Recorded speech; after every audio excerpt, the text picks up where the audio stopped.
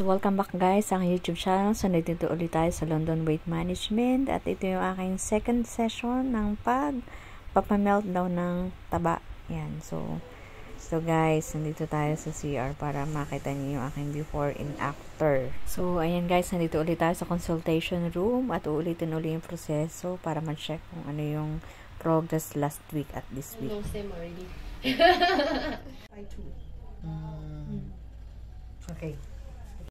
You know, take the stem. So, bother wrap. Yeah. So, yeah. Right now. This one is good, huh? Full body wrap, huh? Yeah, correct. Yeah. And then, based on the heat, it will absorb, no? It will melt down those spots. Those stubborn spots will be melted, yeah. Okay. Yeah, tighter. Okay. May lechon-lechon na naman. Okay, guys. So, ito, bago ako takluban ng mainit na tuwalya. Ayan. Thank you. Ayan, guys. After 40 minutes, tinanggal na yung wrapper. Ayan. So, makikita nyo, medyo basa-basa yung katawan ko kasi nag-melt yung mga taba. Ayan.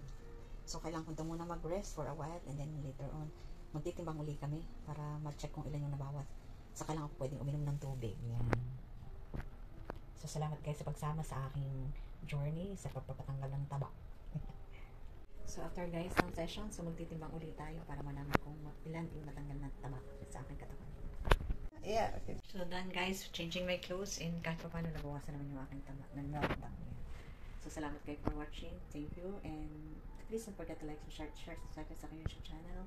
And abangan nyo yung session 4 ng aking pagpapapayat.